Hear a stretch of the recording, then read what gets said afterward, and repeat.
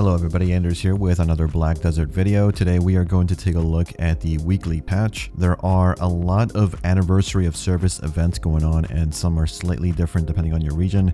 So if any turn out to be tweaked or I miss an event, check the pinned comment for any additions to the info we'll talk about today. The big changes today are Node Wars. The complete revamp is here, and some of the feedback was taken into account. But we'll see come Sunday what players think about this new iteration of Node Wars for the game. Their goal, in their own words, is to overhaul Node Wars, focusing on easing participation difficulty, fostering vigorous and healthy combat, and enhancing functionality. Consequently, the revamped Node War is expected to shift towards a direction where players can prepare more casually and engage in more intense battles. Like I said, this Sunday is when Node Wars will start. So no siege this Saturday, and we'll see what the community reaction will be on Sunday. That said, let's go over what exactly has changed for Node Wars. Node Wars now will be 1 hour long. Nodes are now split up into different region brackets. Each bracket has its own gear cap, with Calphian and Camisylvia being the only regions to offer uncapped battles. Before the Node Wars are set to start, you can apply to one of these region brackets. You will then be randomly placed on one of the two regions in the bracket.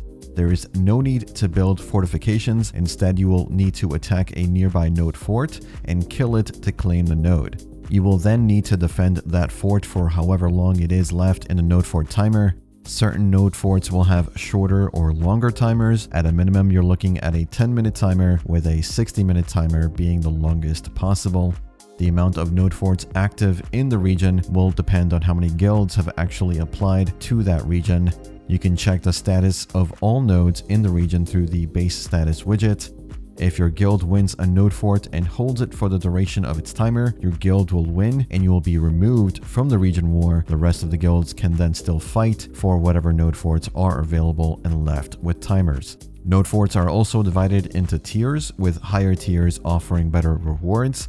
For repairs, you will need 1 piece of polished stone to recover 1% of fort HP. You can now summon your tent to repair and buy potions during the Node War. If you die, your mount will resurrect alongside you even if it has been killed. Your resurrection location will be designated to nearby towns instead of forts.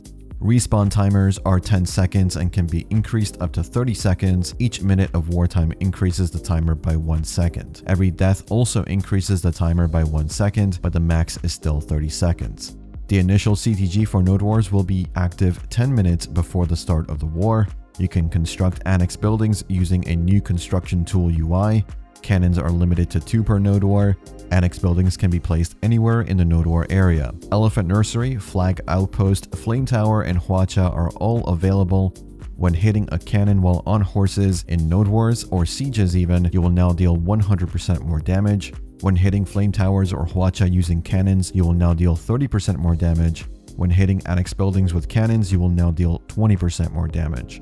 Any buildings left over after you win or lose in the Node War will be automatically destroyed. Some fort annexes can only be upgraded when fighting in Medaya, Valencia, Calphian, or Camisylvia regions. Taxes are obtained as before. Personal rewards will be sent to the Black Spirit safe automatically.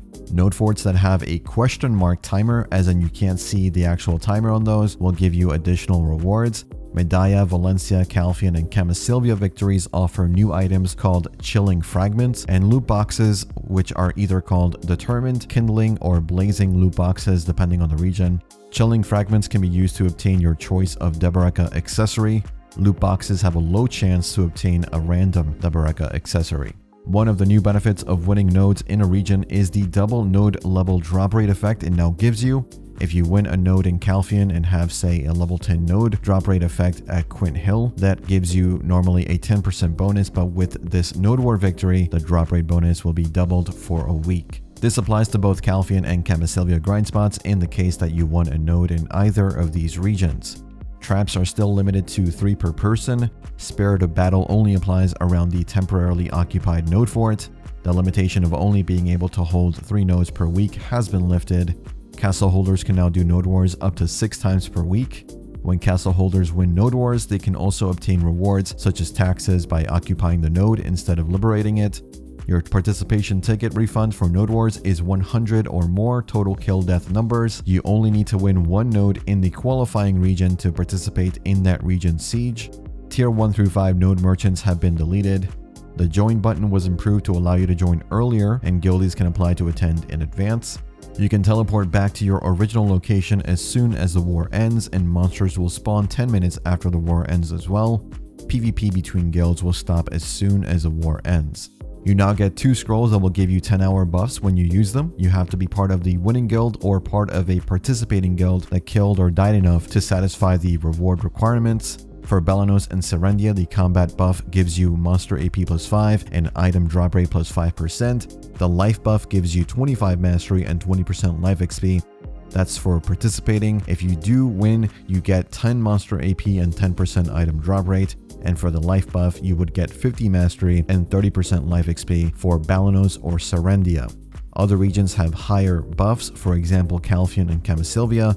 Participating gets you a 20 monster AP buff and a 20% item drop rate increase. For life skills, it would be 80 mastery and 45% life XP. If you win in Calphion or Camasilvia, you would get 25 monster AP, 25% item drop rate, and 100 mastery and 50% life experience.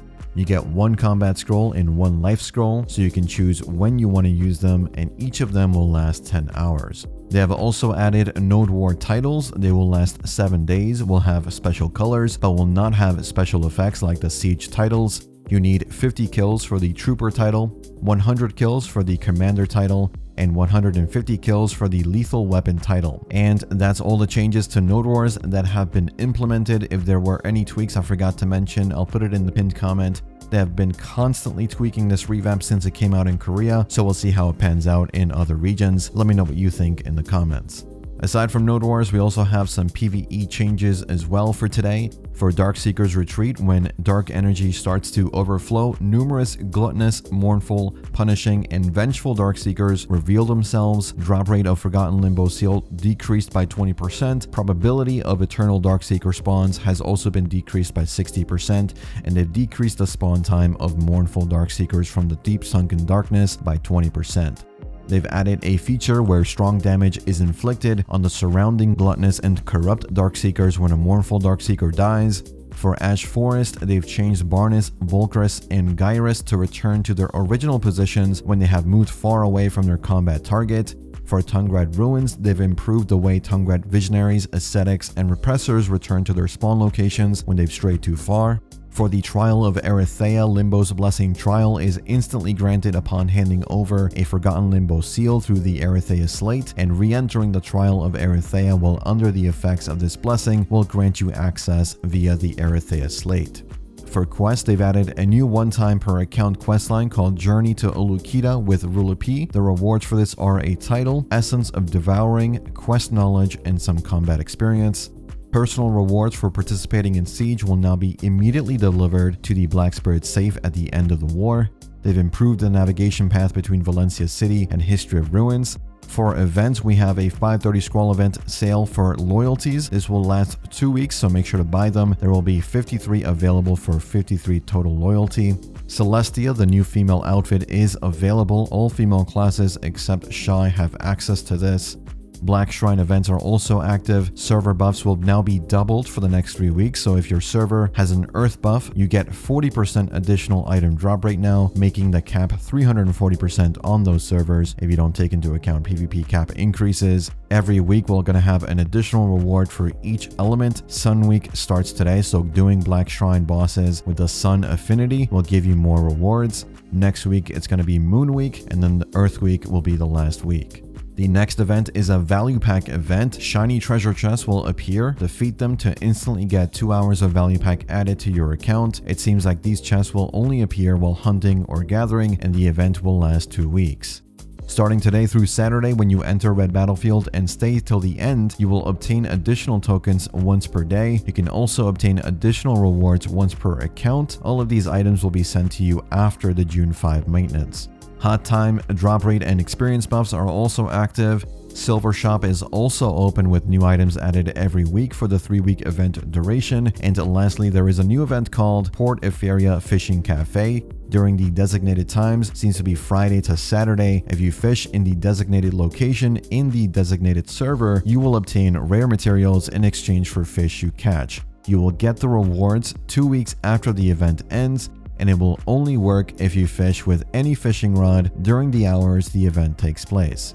This is region specific, so check your region website for times, or you can check the pinned comment under this video.